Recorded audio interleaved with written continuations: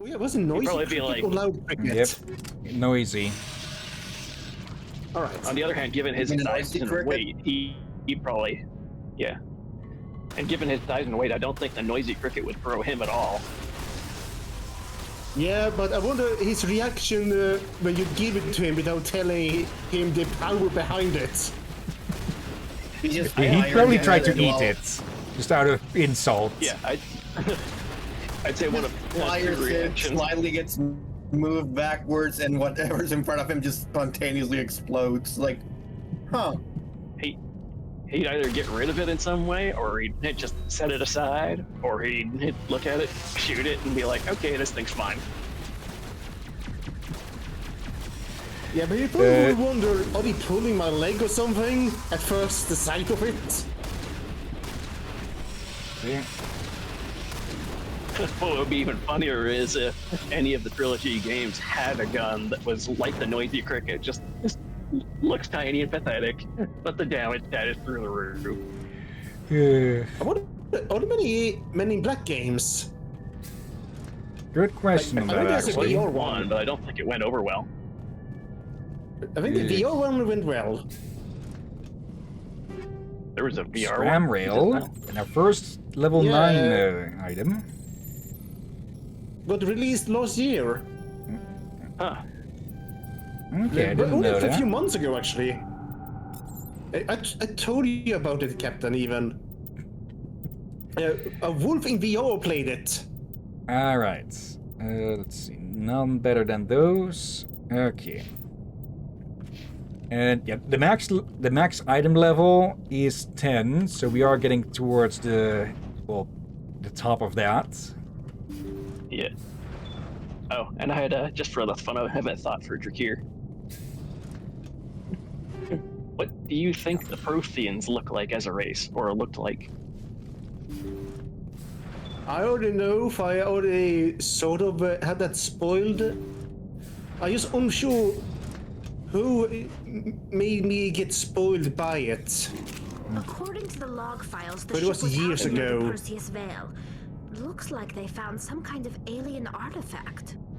They brought it on board, and then... This is really weird, Shepard. They plotted a course straight into the Perseus Vale, like they wanted the Geth to find them. That artifact must have done something to them. Why else would someone fly into Geth space? The entries don't make a lot of sense after that. It's like the captain's mind was falling apart. I don't see anything about how they got back into human territory. The Geth turned them into husks and left the ship where someone would find it, trying to show us what happens to organics dumb enough to enter the Veil. Let's hope that's either the Geth trying to be friendly or something else. Yeah, not sure if this would count as friendly, but also if they wanted to ward people off, they probably would have turned on the distress signal to get people to find it. Yeah. Okay. So Wait, another techno cult artifact. What if We keep finding those a lot. there's What if- Geth in the boxes? I mean, we're gonna probably blow this place up, so it's not like it's gonna matter soon. Yeah, Yeah, I was gonna say one of two things to that response. That was either A, give me a really big Krogan bomb to put on the ship, or B, give me a hammer and I'll open one. Decontamination in progress. probably Hey, a how much better time do idea we to have just left? chuck this thing into the sun. Yeah, we've got Yeah, 40 probably, minutes yeah. about. Yeah, okay. Yeah, so we could probably do one more mission at least. 1 to 2 or so. The commanding officer is aboard. Okay. Exo Let's just, Presley well, we're stands nearby relieved. anyways. Boy, am I glad to be off of Novaria. I don't know which was worse, the cold or the corporations. One will freeze your balls Yes. off, the other will sell them out from under you. With all due respect, Commander. I have to go. Alright, see ya. Well, he's not Okay, wrong so on he does both fronts. react there. I think he only reacts when you go to a major world location, so it's okay Yeah. to visit him after a major mission. Okay. Yeah, let's just send it on a crash course into the fucking sun. Yeah. And check out this exogeny facility and see what the genie got out of its bottle here. Yeah. And of course, that whole Joker thing is why I much prefer interacting with him in 2 and 3 rather than 1. He's much more interactive in those. Yeah. Let's see. Pataiton. Rather small hydrogen K. Large quantities of chlorine. Oh, Matriarch's writings. Scans of Pataiton revealed a strange unmanned vessel in orbit around the planet. Tali brought it on board and determined it was a sorry mate, but very old. She discovered several ancient artifacts inside the vessel, including another one of her writings. Is it? I'm pretty sure we've seen a different name on these as well, but it seems that this one is the most frequent. I'm thinking of this now, but I wonder what real-world culture the Asari are named for, or where they get their names from. I could probably find it on TV tropes, but for now, Elko. The geological properties of Elko have been scanned from orbit, but little else is known about it. A fairly typical mixed outer system terrestrial of rock and ice.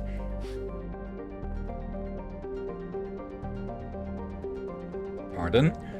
Elko has a trace atmosphere of krypton and xenon. Its crust is composed of silicates and water ice with deposit of aluminium.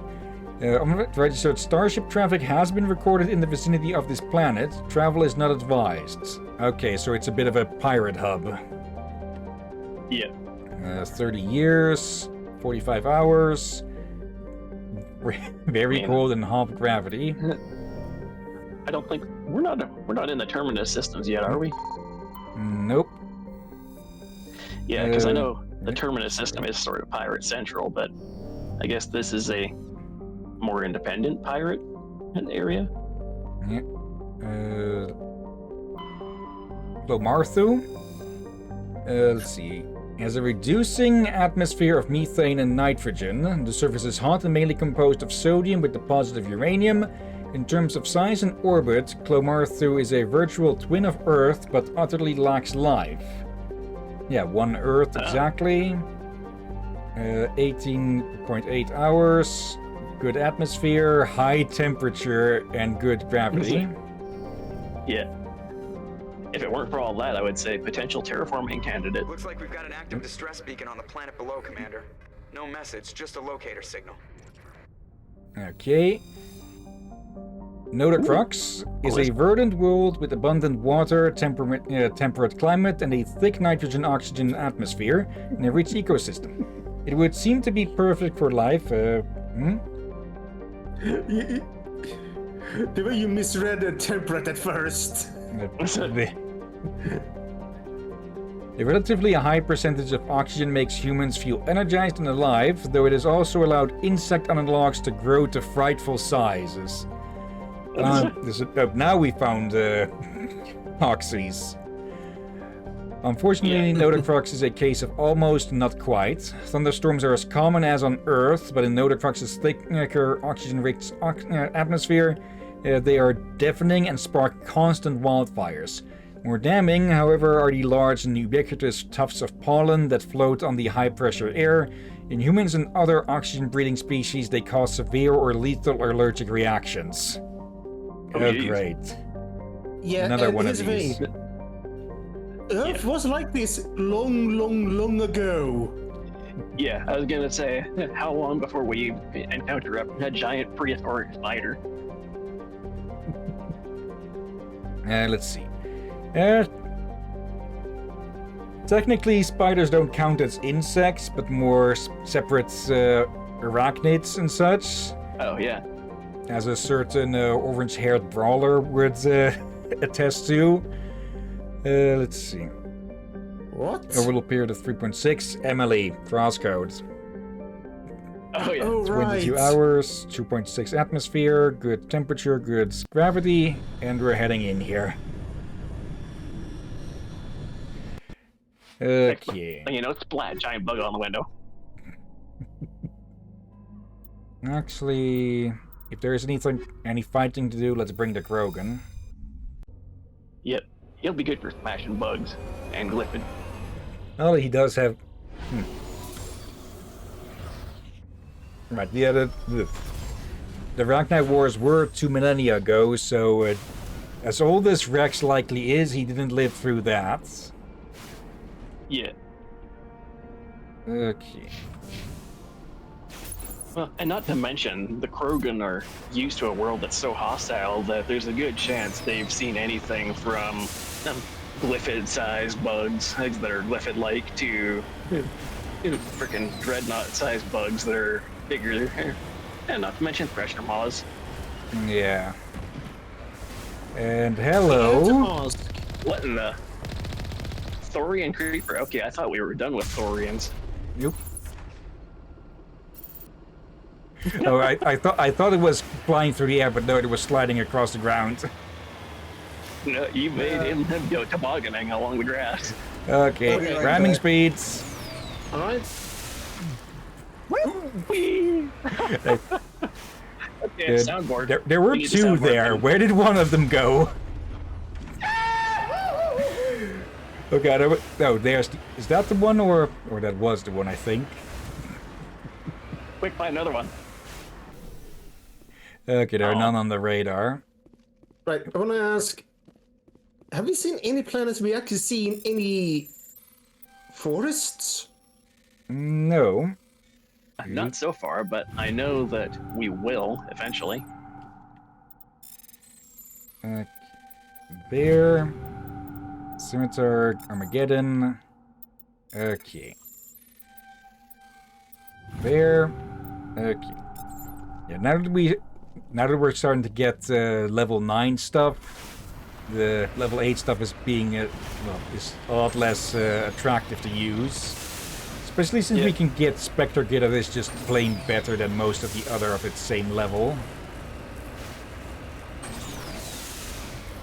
Okay. Had a bit of run ahead of wondering all of a sudden too. It's like, I don't remember if this information is as I hope it is, but I wonder if the time gap between Mass Effect 2 and 1 lore-wise is actually the same as the time gap they stayed in game.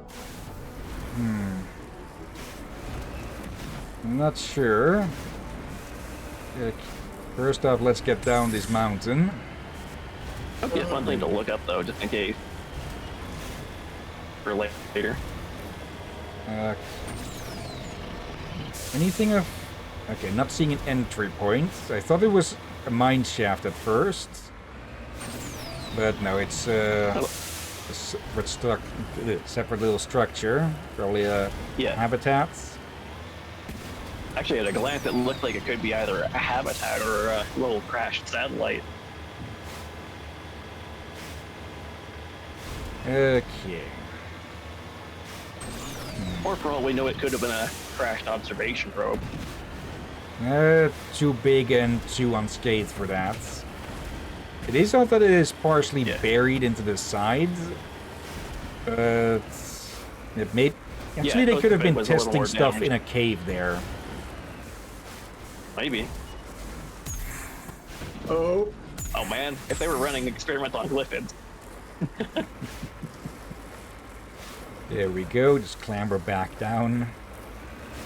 I think you had your gear worrying that you were about to roll the tank. Yeah. For the captain has a habit of doing that in other games. Although I don't think that one was entirely intentional on the captain's part, because I noticed it kind of slid sideways as a result of the angle of the hill. Yeah. It's... Yeah, I was really expecting a thresher there. Like the actual hill, not the captain. Alright, just making sure. Oh, that, however... Yep. Oh. Wait. The moment I start trying to use the thrusters, everything gets bouncy castled. Yeah. I'm fairly certain if you use the jump thrusters on a steep angle, it'll probably fire the Mako upside down. Yeah. So, not going to do that. Let's see, ancient debris. There we go. Another Turian insignia. This escape pod is half buried in material that has washed down from the mountains. Though it has obviously been here for centuries, the computer still has power. Linking in with your hard suit, you recover a batch of files containing data on the Thrakia colony. Okay. Which says that either tech of that age for the Turians was already really good, or tech has rather stagnated in this universe. For it to still be backwards compatibility and such, but at least the battery quality is extreme. If the technology was stated any lower tech, I would have guessed it would have been an early Turian space exploration probe, kind of like what we're doing, real life-wise. Actually, that reminds me. Let's see. I think we get a bit more of a description of what all of this is doing here. Yeah, several Turian outposts and colonies were destroyed during the Unification War. Each colony's insignia also disappeared. We haven't... maybe we found the codex for this, but the Unification War is basically, yeah, the current Turian hierarchy rising to power by, well, unifying or destroying the other colonies. So basically, pre-Earth contact war stuff. If I had to guess. Yeah. Very much so, like centuries ago. Probably even during a time before they were part of the council. Who knows? Probably. We can find out more when/if we find a codex entry. But now we need to find a way through here. Oh, a stunt jump. See if that'll do it.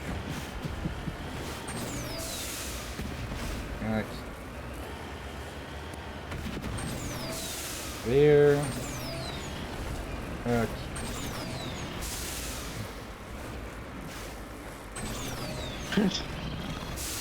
Nope. Wait, Nope, I that's just all. realized something. That. Since you've not been able to flip the tank, is this a tank basically a cat?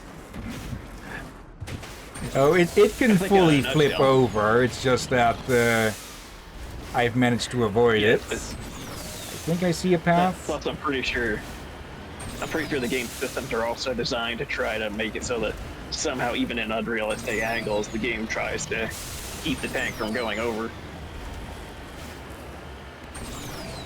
Yeah, in-game probably explained with its own Mass Effect core, so that it's heavy enough to stick to the side of the walls, but not too light. Yeah, I think that actually is covered. I'm not sure if I read it in 2, but I think in 1 for sure there is a codex on it that says that ground vehicles typically have their own interior mass effect generators that allows them to shift their center of gravity. There we go. Just managed to Skyrim my way up. There's something there.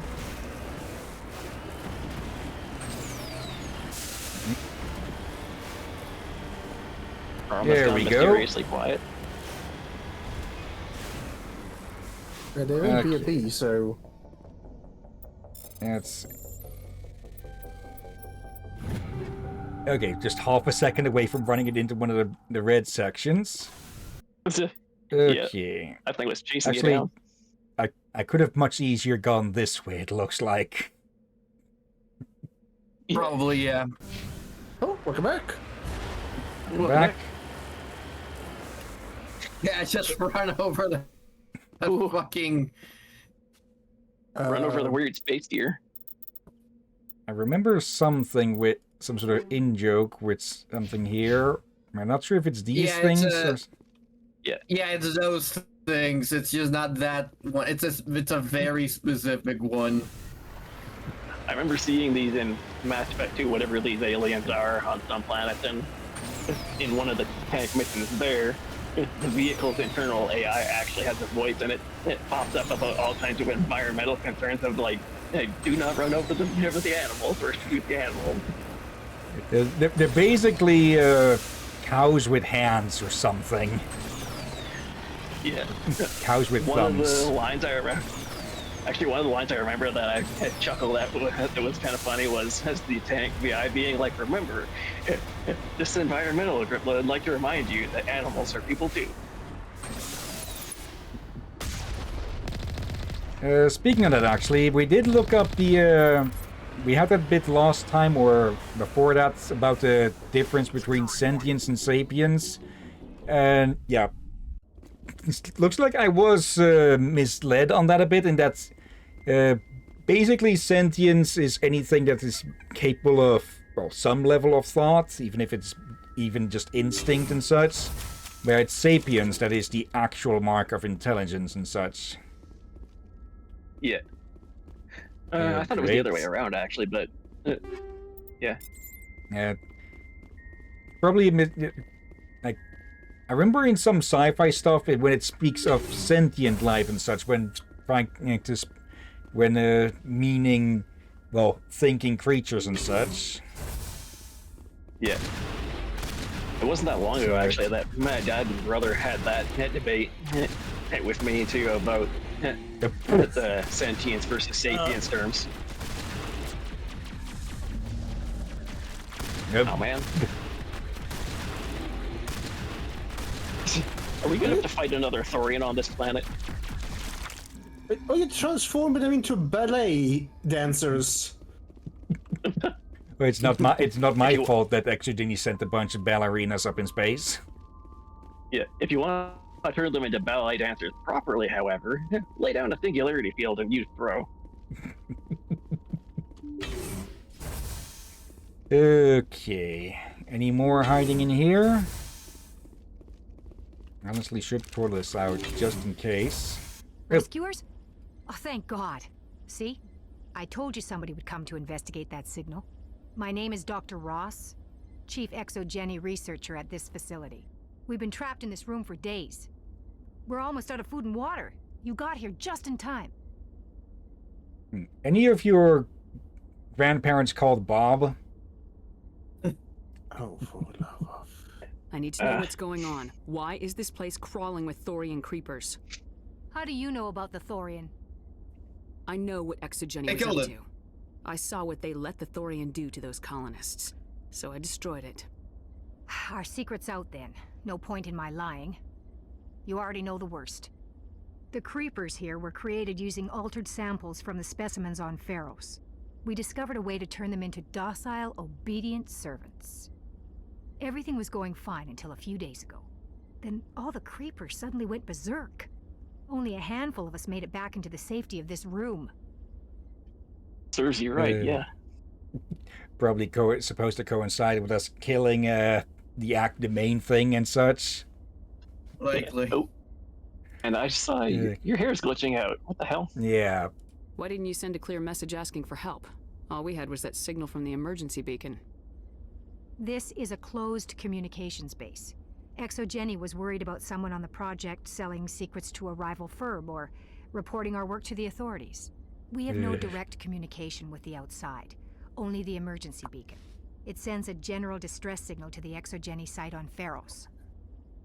They're supposed to send a team to respond inside of 24 hours, but it sounds like they had problems of their own. You could say that. Yeah.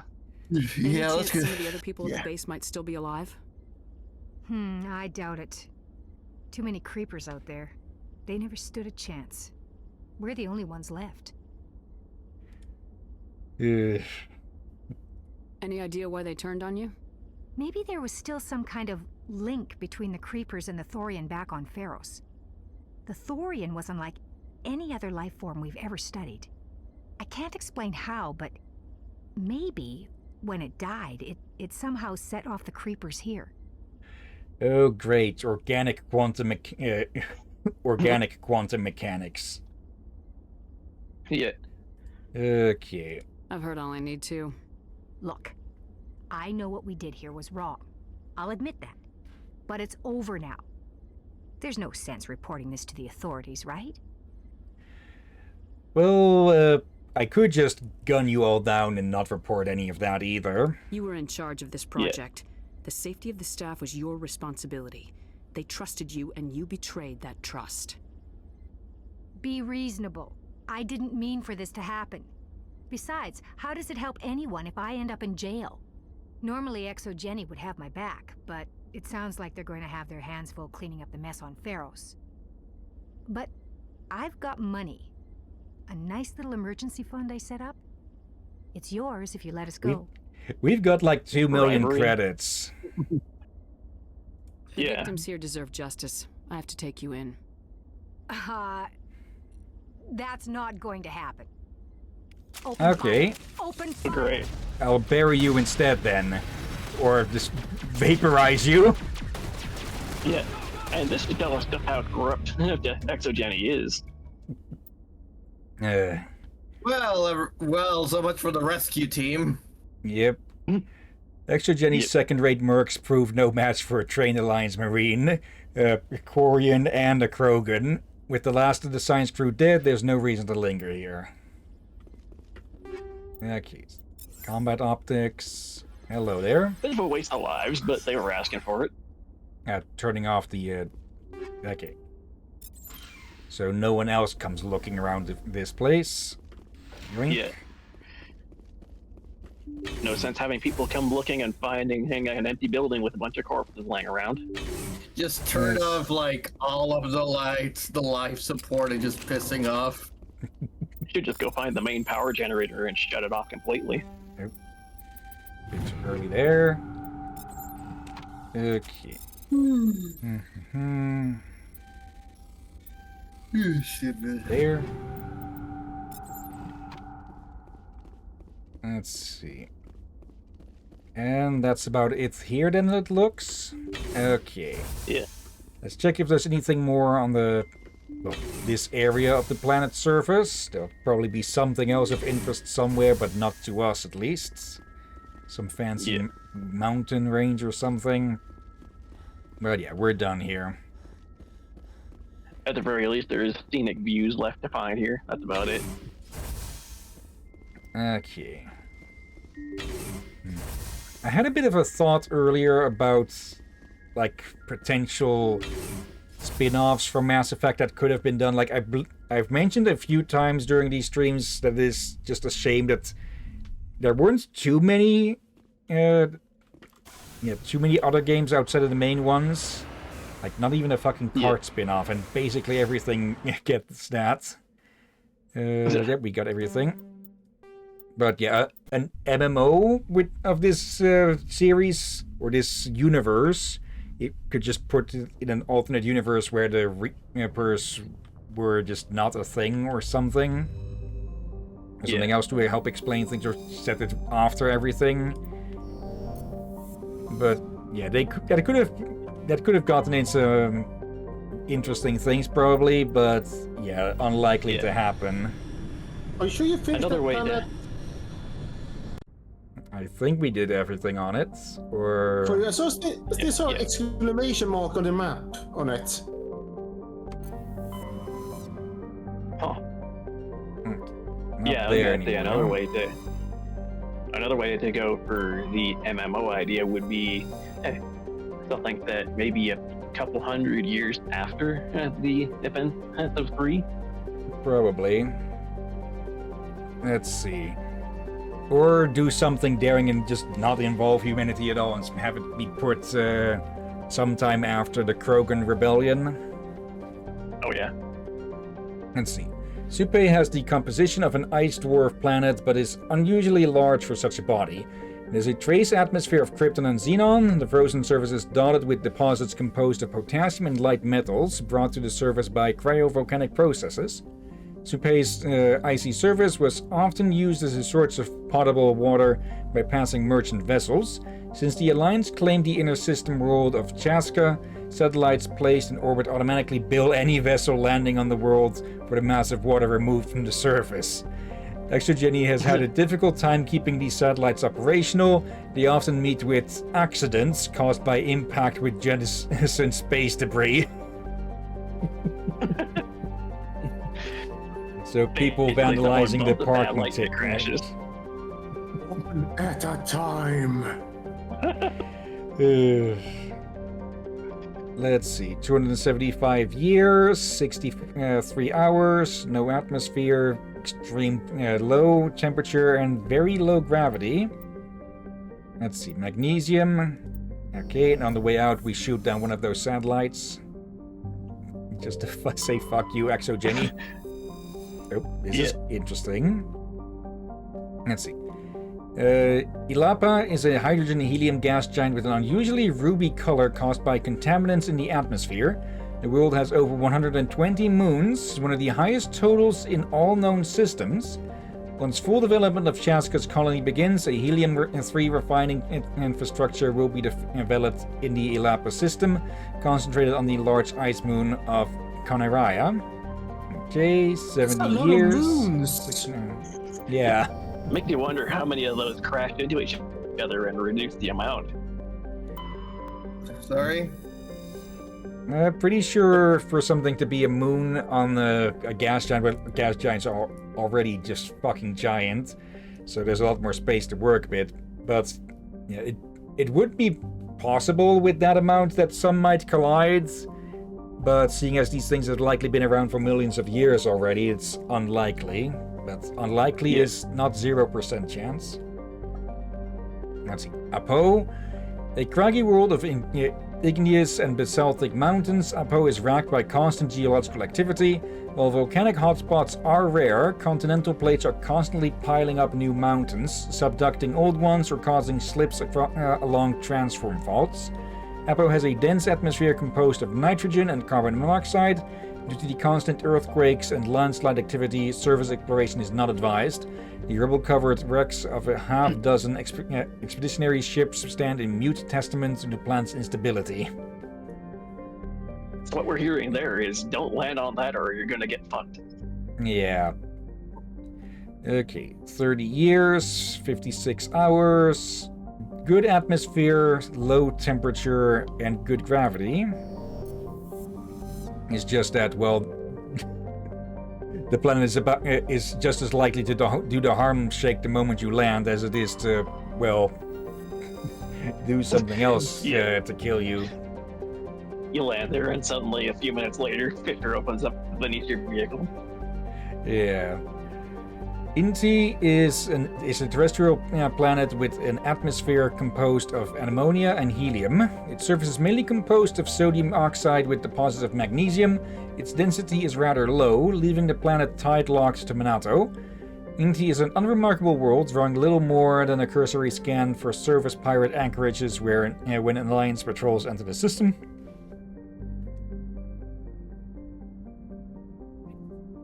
Uh, 0.6 Earth-year orbit.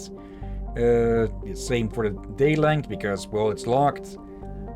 Half the pressure, high temperature, and almost 1 gravity. Okay, and Chaska. Chaska is a large but low-density world, fundamentally similar to its inner neighbor Inti. Like Inti, Chaska is tidally locked to Minato. The same side always faces the sun, resulting in a scorching day side and a frozen night side. In the temperate areas around the Terminator, temperatures average around 30 Celsius. Combined with the nitrogen-oxygen atmosphere, this slender band of habitable terrain allows limited colonization by humans.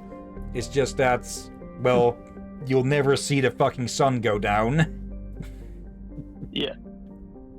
Personally, I would like that idea, actually. I think it'd be neat to live on a tidally locked planet. It could be, well, you would definitely need a lot to block out the fucking light in your bedroom.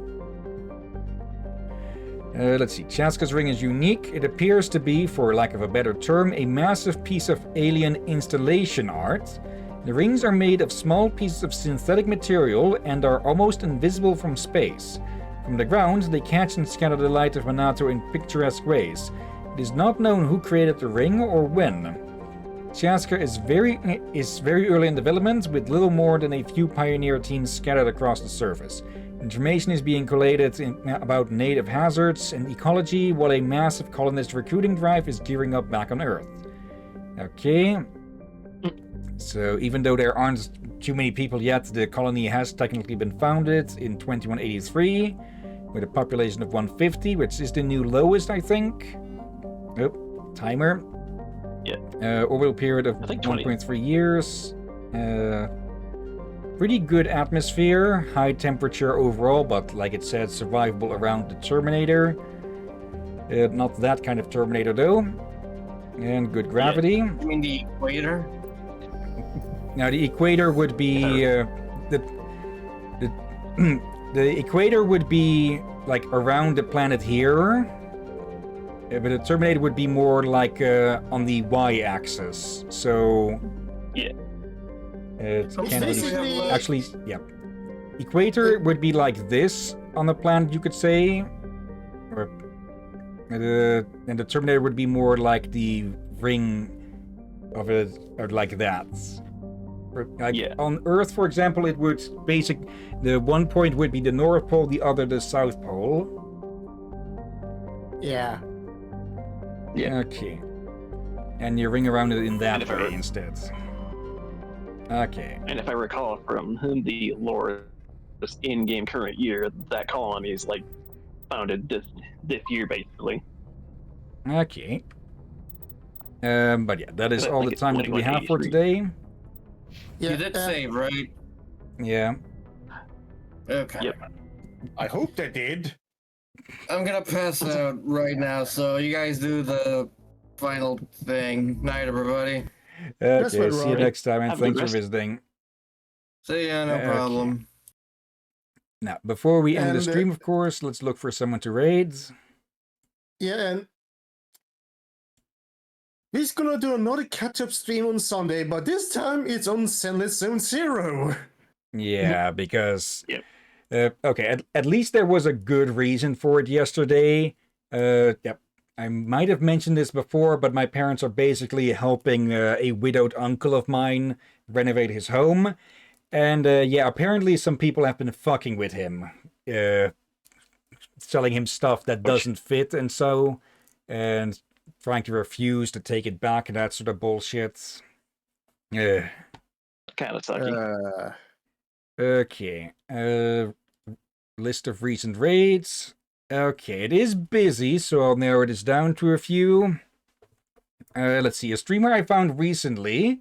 They're called Myriad Minds. They're playing Dark Messiah of Might and Magic. I think you can see why I took an interest in them. Yep.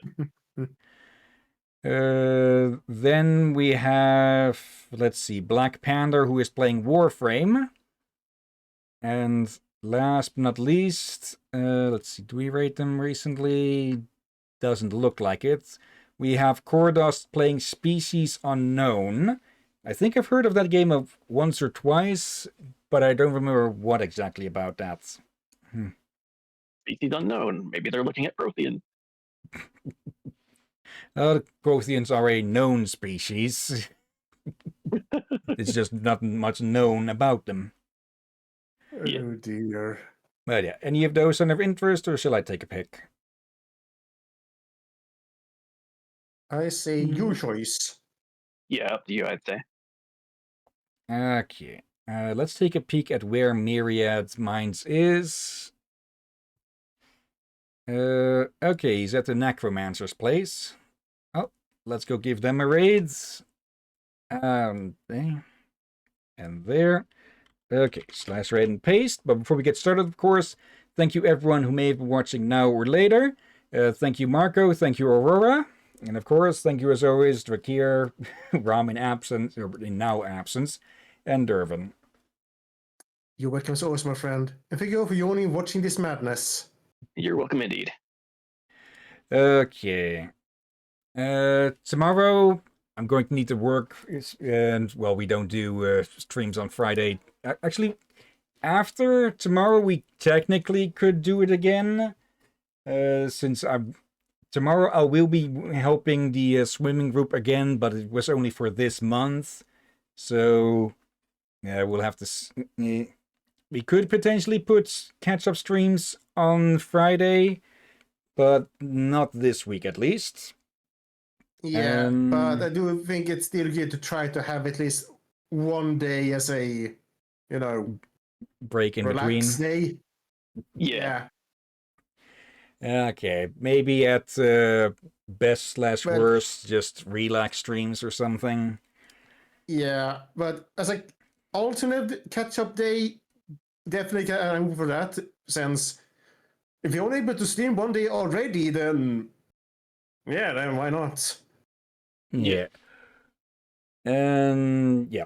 On Saturday, we continue with The Witcher 3 Wild Hunt's Blood and Wine expansion. I probably should just call it The Witcher 3 Blood and Wine, since we've already dealt with the Wild Hunt. Yeah. And yeah, Saturday, hopefully a catch-up stream of Zenless in the evening. You said Saturday. You mean Sunday, right? Yeah, Sunday. And yeah, next week we'll see next week. Yeah. So that is about that. So let's get this raid started. And yeah, thank you all, everyone who may have been watching now or later. And until next time, have a nice day. And until then, be safe, everyone. Sleep well. And watch out for undead seagull. And Thresher moss spores on your ship. oh, just a single, just a singular seagull. Watch out for Thorian creepers.